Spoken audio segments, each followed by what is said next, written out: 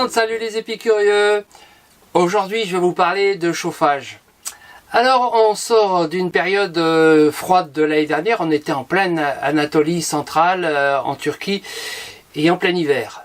Et bien on a eu des problèmes de chauffage et on a un Truma 6000 qui est censé être hyper efficace, mais qui n'a pas donné satisfaction.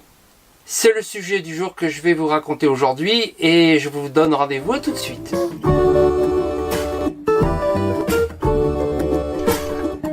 Alors en quoi il ne nous a pas donné satisfaction? Ben, c'est très simple, c'est qu'il ne chauffait plus.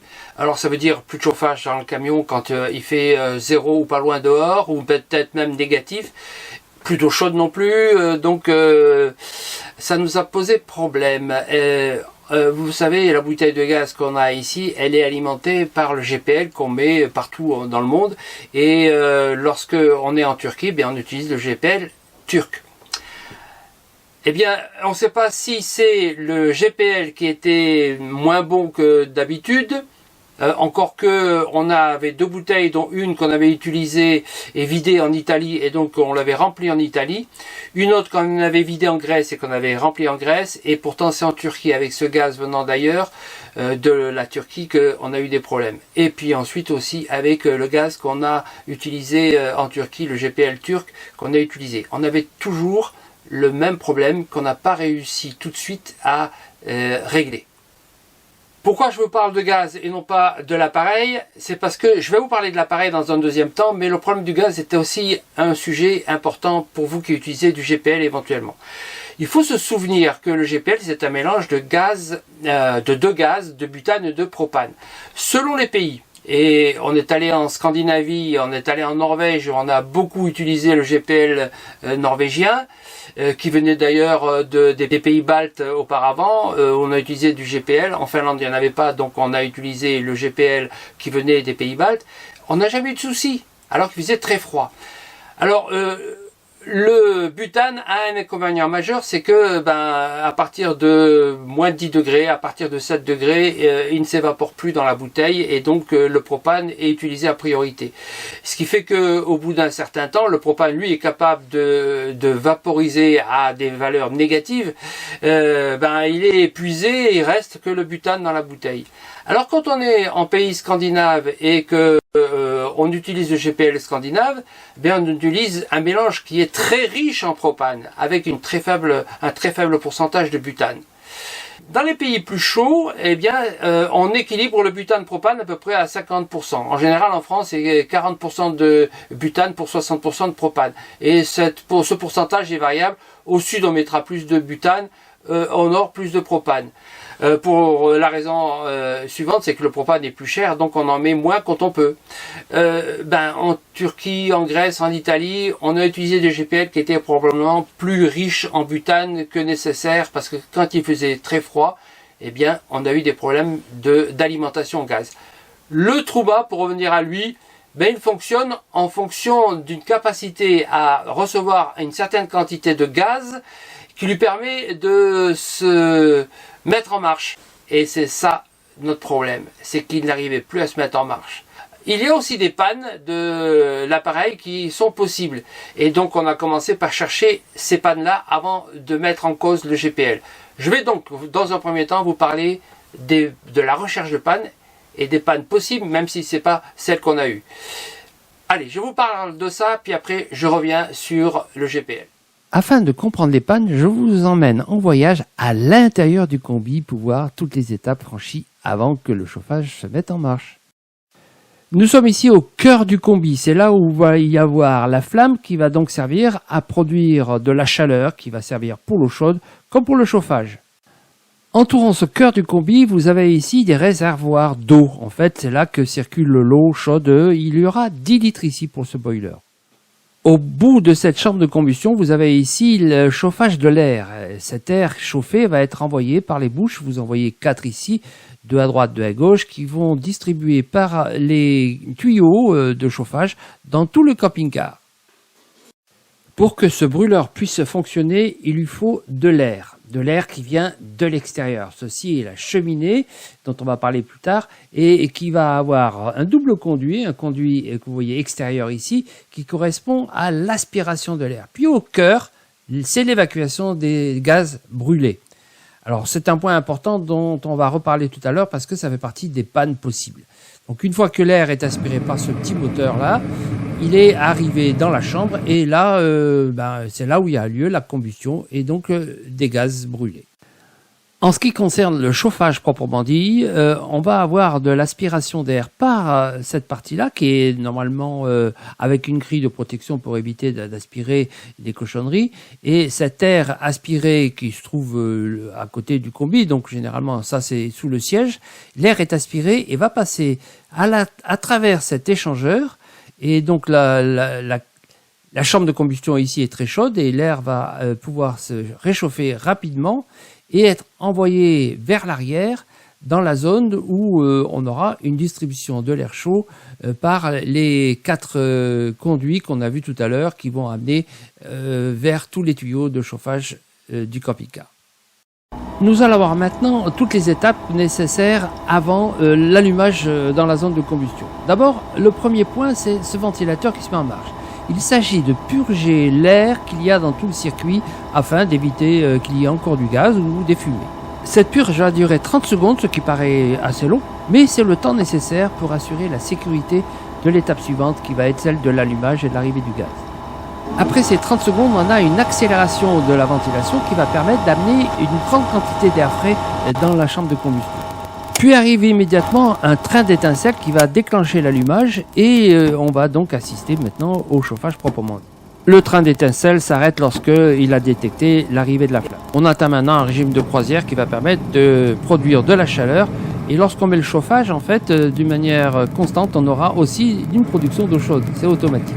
La réciproque n'étant pas vraie si on n'allume pas la ventilation, évidemment. Remarque importante, lorsque le chauffage est en marche, ce qui est le cas ici, en fait, il va se couper, là il se met en marche en ce moment, il va se couper automatiquement s'il n'a pas d'alimentation en 12 volts. D'ailleurs, je vais vous montrer ici qu'il va s'arrêter lorsque je vais couper l'alimentation. Et voilà, là il vient de s'arrêter. Vous ne l'avez peut-être pas entendu, mais moi je l'ai entendu. Vous voyez, la preuve c'est qu'il ne tourne plus. Donc il est indispensable d'avoir le courant électrique, le circuit ouvert pour avoir du chauffage. Si vous n'avez pas de batterie, vous n'aurez pas de chauffage. Alors quand vous tombez en panne, il y a ici un code d'erreur. La première lettre, c'est pour indiquer si c'est une panne ou un avertissement. E, c'est pour la panne, W, c'est pour l'avertissement. 212, c'est le type de panne à retrouver dans le code. Je vous renvoie tout de suite aux différents types de pannes possibles, mais il y en a vraiment beaucoup.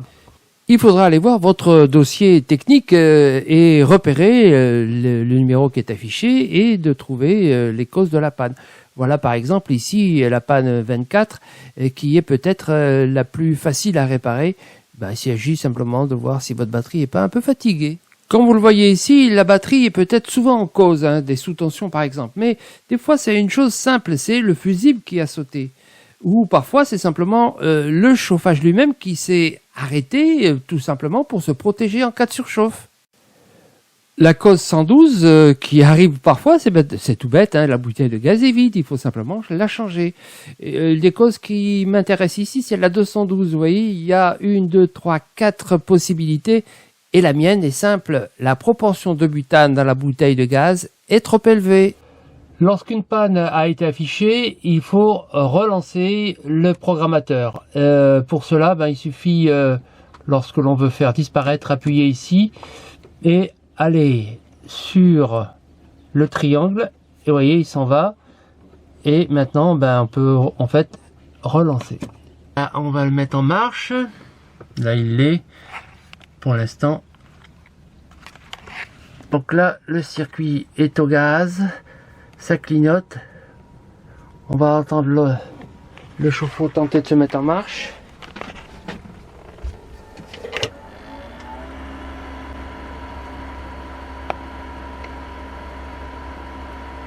Pour l'instant, il y a la ventilation de nettoyage du circuit. On va entendre une accélération. Voilà. Et maintenant, ça va se mettre en marche. L'étincelle. Voilà l'étincelle. La ventilation s'arrête parce que le gaz n'arrive pas. C'est une sécurité. Voilà, ça se bloque, c'est la sécurité. Donc maintenant, je vais avoir l'alarme sur le panneau. Effectivement, il me signale qu'il n'y a pas de gaz qui arrive. Pour l'enlever, le signal, je suis obligé de rester appuyé. Là, et je vais accepter le off. Et ça va s'éteindre, il faut que j'attende un petit moment pour le relancer. Je décide de chercher la panne et j'imagine plusieurs causes. On va les prendre une après l'autre. À ce moment-là, j'ai plusieurs hypothèses à vérifier. L'injecteur du gaz est-il obturé? Le filtre du gaz est-il encrassé? La cheminée est-elle encombrée? Le gaz, peut-être qu'il fait trop froid, il ne vaporise pas, ou alors le GPL ne convient pas. Pour tester toutes ces hypothèses, je vais maintenant vous montrer ce qu'il est possible de faire.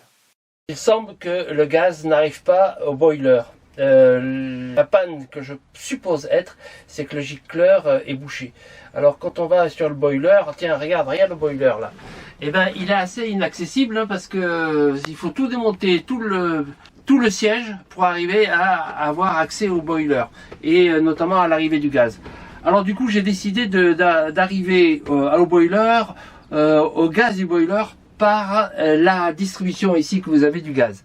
Alors ici vous avez l'arrivée du gaz principal ici, des bouteilles avec les différentes sorties et celle que vous voyez ici fermée c'est parce que je l'ai fermée pour démonter le tuyau qui va au boiler. Alors il y en a un pour le four, un pour le réchaud, un pour le frigo et un pour le boiler. Alors avec une clé de 17 on arrive à dévisser ici le bout et c'est ce que j'ai fait ici. Alors là je l'ai dévissé, il n'y a plus qu'à le tirer, voilà, et là je vais essayer, on est en voyage et donc j'ai pas ici de quoi mettre la pression, je vais essayer de mettre une pression ici pour déboucher le gicleur qui semble être bouché. Et pour ça je vais utiliser une méthode qui peut-être va réussir, j'en sais rien. C'est avec la pompe à vélo. Avec la pompe à vélo et l'embout que tu peux me donner là s'il te plaît. Donc avec l'embout sert à gonfler les ballons et je vais le mettre là et m'en servir pour aller dans le tuyau qui est là. Voilà, en appuyant bien fort et maintenant je vais pomper.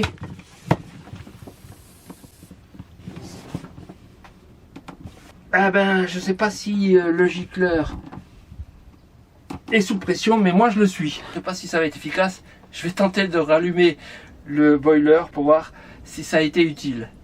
Après réflexion, mais il aurait fallu que je le fasse avant. Quand on met la pression là, ça peut pas sortir le gicleur, tout simplement parce que il y a l'électrovanne qui ferme ce gicleur. Donc je vais renouveler la chose, mais je vais rajouter un plus. Je vais rajouter un petit peu de dégrippant. Alors ça, c'est un nettoyant pour les chaînes que j'ai trouvé. Et je vais le mettre un tout petit peu ici. Et avec la pression, ça va aller jusqu'à l'électrovanne parce que changer, aller à l'électrovanne pour nettoyer la paraffine éventuellement qui peut bloquer la valve, parce que je pense que c'est ça, eh bien c'est plus long que de le faire par ici. En mettant la pression ici, je vais aller nettoyer là-bas. Enfin, c'est une hypothèse. On va voir si ça marche. Allez, un petit coup de pchit. Voilà. Et maintenant, on va pomper. Alors on commence en pompant. On met la pression, mais on va allumer aussi le chauffage. Là, il n'y a pas de gaz, il ne va pas s'allumer. Par contre, ça va ouvrir la vanne. Et donc, on va mettre en pression.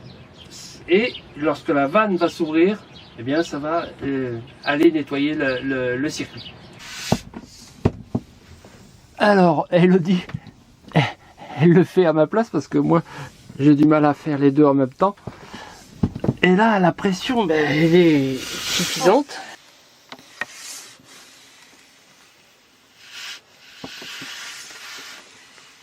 Là, on monte à 3 bars. Alors, elle pompait la Shadok. Ça va à 4 barres. 4 barres. Bon, on va essayer de tout remonter et voir si ça marche correctement maintenant. Bon, une fois que vous avez dévissé ça, il faut évidemment être très attentif à refermer correctement le circuit de manière étanche pour éviter d'avoir une fuite ici. Alors ce sont des jonctions à olive, donc le cuivre est écrasé et ça suffit pour l'étanchéité. Mais bon, en général, quand on l'a écrasé une fois, ben, il faut changer l'olive. Ce que j'ai pas fait ici, donc je vais être attentif de serrer. C'était serré vraiment très fort. Et donc déjà je vais resserrer au moins aussi fort. Voilà, là c'est bon. Je vais serrer très fort. Voilà. Donc j'ouvre ici le gaz. Et je vais vérifier ici avec de la mousse. Pour voir si ça fuit pas ici. Ok, pas de fuite. On va passer au test d'allumage. Après avoir mis sous pression, on va relancer le chauffage. Peut-être attendre que le gaz s'échappe et refasse tout le circuit. Et on se retrouve au point de départ. Maintenant, l'allumeur, étincelle. Et maintenant, l'arrivée du gaz.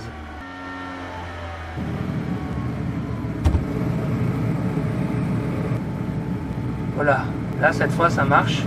Le gicleur est débouché. Alors si c'est pas le gicleur, il faut penser aussi au filtre. Les filtres à gaz, ça change. Je vais l'ouvrir et voir dans quel état il est celui-là parce que ça marche actuellement sans filtre et ça peut être soit le gicleur qui était bouché, soit le filtre qui est trop vieux. Et donc il laisse plus passer le gaz en fait. Là encore, c'est une clé de 17 pour ce filtre. Il y a plusieurs types de filtres. J'en ai deux. Je vous montre ici le deuxième. Et le filtre est à l'intérieur de cette boîte là que je vais ouvrir.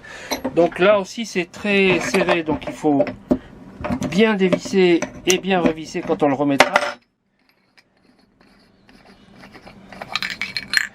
Voilà, c'est un tout petit filtre. Alors là je le vois pas colmaté, mais bon ça veut rien dire parce que c'est des microfibres et peut-être que c'est ça qui est bouché. Il faut le changer, ça se change, ça s'achète. J'en ai pas sous la main, donc je vais simplement le souffler et puis le remonter. Et là pareil, on va le souffler là avec la méthode camping-car en voyage. Alors je sais pas si ça sert vraiment à quelque chose. Mais c'est mieux de le faire que de pas le faire. On va le faire de l'intérieur. S'il y a des micro-poussières, elles seront parties. Normalement, ce filtre-là est destiné à arrêter les huiles qu'il y a dans le gaz. Pas les poussières, normalement il n'y en a pas. Je vois qu'il n'y a pas de tache d'huile. Donc je suis étonné de voir que ça soit le filtre. Je pense pas que ce soit le filtre. Ça vient aussi d'une autre cause possible, c'est que le GPL a trop de butane. Et comme il fait froid actuellement, du coup le gaz il se détend pas. Et en effet, en l'absence de chaleur, la pression ne peut pas se faire. Si le froid augmente, la pression diminue et donc seul le propane peut encore vaporiser. Mais avant d'arrêter cette hypothèse, qui est très probable, on va quand même d'abord voir de quoi il s'agit concernant la cheminée et comment la nettoyer. Une des causes probables aussi de panne, si jamais c'est pas l'arrivée du gaz ou l'électrovan qui marche pas, c'est le fait que la cheminée que vous voyez ici noire, qui va aboutir à l'extérieur, sur la cheminée extérieure, elle peut être envahie par des animaux pendant l'hiver. Si vous n'avez pas mis un cache sur la cheminée, ça peut arriver jusque là et faire des nids ici. C'est ce que je vais vérifier ici et nettoyer éventuellement, si vous avez un souffleur, nettoyer tout le conduit de cheminée parce qu'il peut y avoir même des guêpes qui font leur nid là-dedans. Alors vous voyez que si cette gaine elle est facile à enlever, ensuite on se retrouve avec une autre gaine qui est très bien fixée. Ici vous voyez il y a un autre collier costaud qui retient bien ici, c'est pour les gaz d'échappement. Il ne faut pas du tout que ça fuit. Donc afin d'éviter de faire des bêtises ici et d'avoir une fuite des gaz d'échappement dans la cabine, eh bien, on peut le faire plutôt de l'extérieur en ayant un aspirateur pour aller dans le circuit jusqu'à ici pour aspirer tout l'ensemble du circuit. Me voilà devant le conduit de cheminée extérieur. Je vais maintenant démonter ça et aller aspirer la cheminée, sachant que je vais avoir normalement double conduit. Je vais le vérifier en dévissant ici. Alors, premier cache, voilà le double conduit. Alors, normalement, ça c'est la cheminée d'évacuation. Vous voyez d'ailleurs, elle est sale. Ça c'est déjà le ramonage à faire à l'intérieur et l'aspiration, elle se fait là. Alors, je ne sais pas lequel est peut-être encombré, j'en sais rien en tous les cas. Je vais aspirer. Alors, je vais aspirer, je vais essayer de le faire comme ceci. Avec la soufflette, je vais peut-être aussi essayer de souffler. Et là, j'ai mon aspirateur qui est avec un filtre tout propre. Tout ça parce que je vais quand même regarder ce que je sors de là. Je ne sais pas encore ce que je vais trouver. C'est la surprise.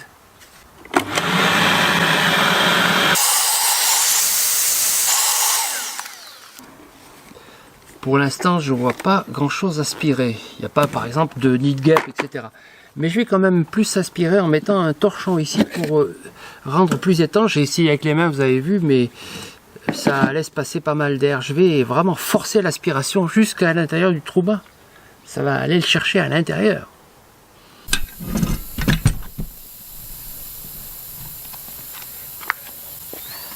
J'ai bouché au mieux que j'ai pu avec du chiffon enfoncé tout autour de cet espace là, parce que c'est là que je vais commencer peut-être, avant d'aspirer, mieux d'envoyer de l'air qui devrait sortir par là normalement, et je vais le mettre en pression.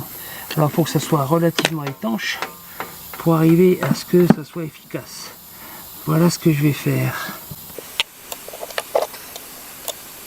Allez, on y va en pression, on va voir ce que ça donne. Là, je sens de l'air qui sort. Ouais, il y a l'air qui sort, donc ça fait tout le circuit.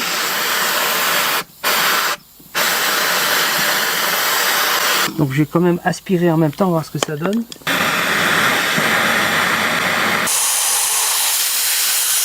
En fait, j'entends siffler dans le trouma de l'extérieur, ça doit circuler à fond dedans. Bon, je vais laisser comme ça un bout de temps, on va voir ce que ça donne après. Si jamais j'ai quelque chose dans le filtre, mais je vois rien, rien de particulier. Il n'y a même pas de calamine, je sais pas, il n'y a rien qui sort qui serait de la fumée noire encrassée. Bon, c'est sale évidemment, mais ça, je pourrais pas la voir, sauf si j'ai un hérisson à trouma, et là j'ai pas ça. Il peut avoir peut-être un écouvillon, mais je pense pas que ce soit ça qui dérange. Pour l'instant, c'est pas ça le sujet. Le conduit est sale évidemment parce que il a servi. Pour ce qui est du filtre, voyons s'il a aspiré quelque chose. Ah, quand même. Là, je vois qu'il y a pas mal de choses qui sont tombées là. Il a aspiré quand même pas mal de cendres. Regardez.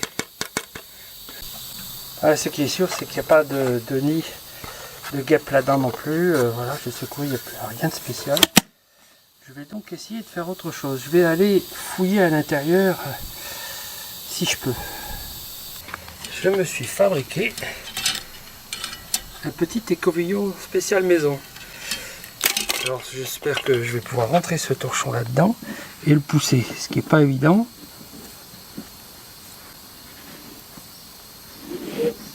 Pour l'instant ça va. Le problème c'est que je peux pas.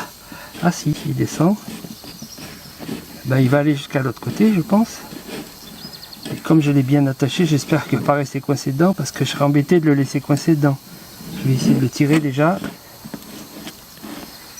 Il ressort sale. Bon, mais c'est pas si sale que ça en fait. Je pense pas que ce soit ça le problème. Bon, puisque j'en suis là, je vais quand même le faire jusqu'au fond.